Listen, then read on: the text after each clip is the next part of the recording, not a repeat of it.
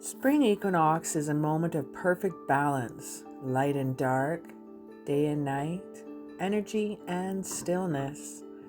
To honor this turning of the wheel, I've crafted a Suncatcher infused with intention, using crystal and glass beads to capture the magic of the sacred time.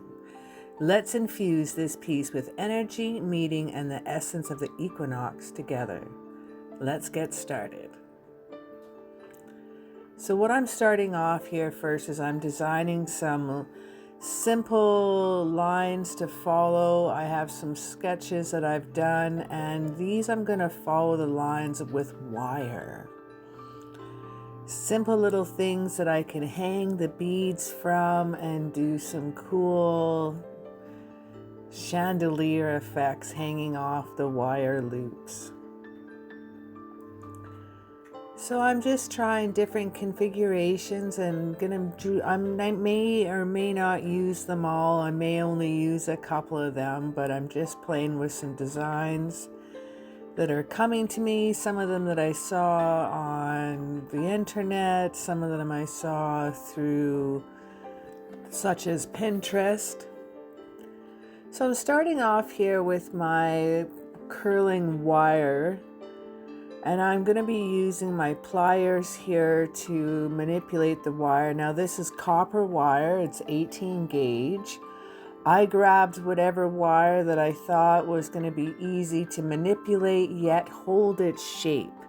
So not too weak. I don't want to go with like a 16 gauge because that would be very thin. So I think the 18 gauge, 20 gauge wires are pretty cool to work with. Now you can get some easy wire to work with from the hardware store, from the dollar store, in the hardware department. Even looking at florist wire to work with too could be fun. This project does not have to cost much at all. It's whatever you can kind of scavenge and salvage for. With the beads that I'm going to be working on with this one, you can take apart anything from necklaces to old beads you can find at thrift stores through different 70s beads. Have fun with this one. I'm using some glass beads that I found at the dollar store. And I'm using some of my crystal beads because I didn't quite have the right color, so I did dip into my crystals. And that's cool because I have some garnet and some citrine. I think I have some aquamarine beads that I used in here. You're going to see all the goodies that I've done here. Now here I'm just using some simple florist copper wire to help hold the shape, and it was very easy to work with. It is so fine and so thin, and it matched the color. Now I couldn't find silver wire to match my silver stainless steel jump rings, but I think the copper is going to look very beautiful with this piece. Now I'm going to go through all the little pieces that I've made. I've made some little funky, looks like Leo symbols actually, for my top hooks that I made. And these are going to help connect the hooks onto my little branch. Now you could use, you might have seen in the previous past couple minutes in the corner of my video, I also had a wreath. So you can use a wreath, or you can use this a piece of driftwood, a stick, a branch, and then you can hang your Suncatcher off this. Now I'm just playing around with different configurations with the shapes that I've made, and I'm gonna see what I can work with here, and I think I've found my pattern. Now, I totally think charms are going to look cool with this. So I have some bigger dragonfly charms for in between. And I have some little baby dragonfly charms as well, some Celtic knot pieces. As you can see in my egg carton here, I have color coordination like from darkest to lightest.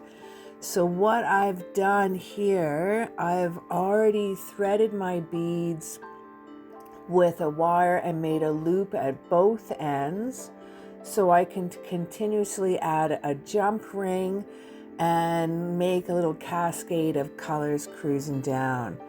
Now I'm going to start on my right side. I'm going to start off with the night with winter, and then my left side is going to finish off at summertime.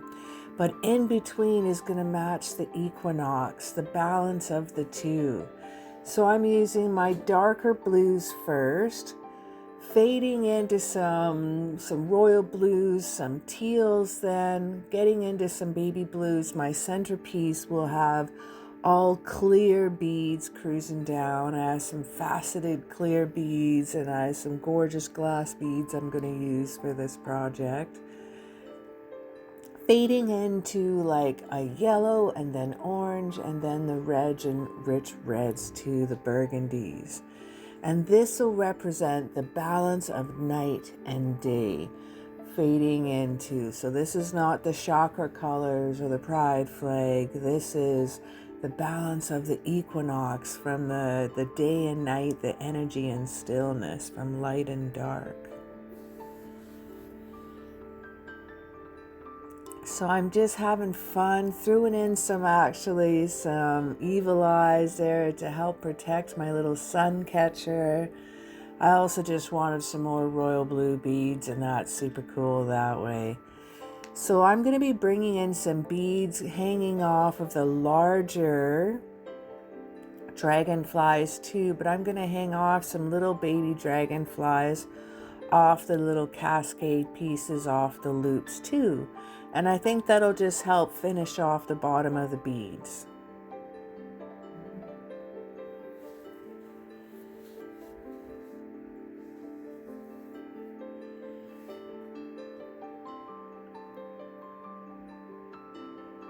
Now you can make your piece however you'd like.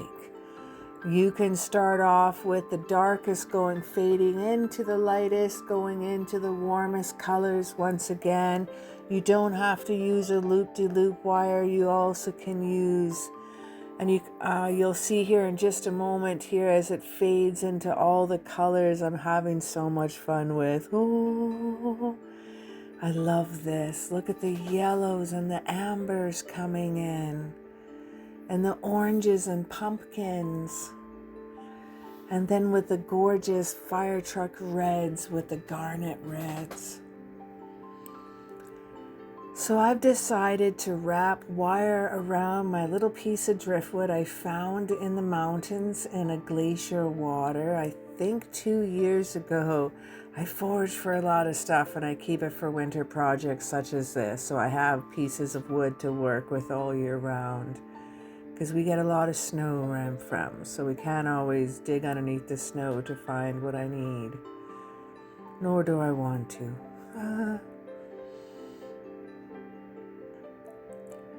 Now, one thing I always say, what do I say about copper? It's a great conductor, so it's gonna amplify and empower the energies of the glass and the crystals that I've used here. Now, I didn't use any greens in this piece, and that is because spring has just hit here for Canada, but we don't have anything blossoming yet. We don't have any flowers or little leaf buds yet. There is nothing coming out yet. So I don't have any greens. I have the perfect balance of the equinox, of the light and the dark.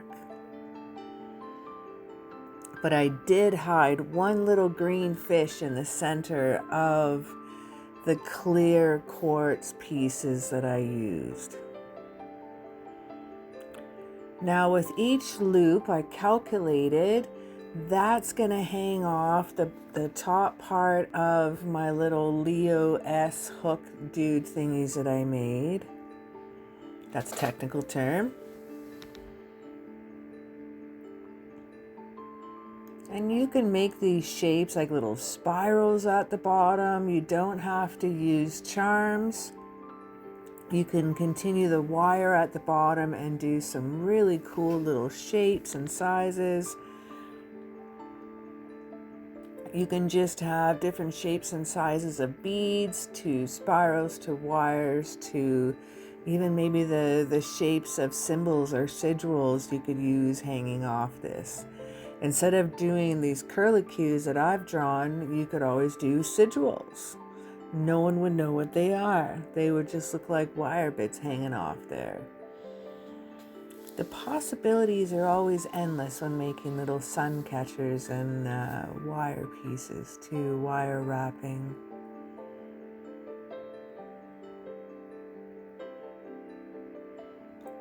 So just about done here. Using jump rings to attach my little Leo S hook turn dude hickey things. And that way they're going to be a little bit more free flowing there, especially in the wind so the sun can catch the different colors.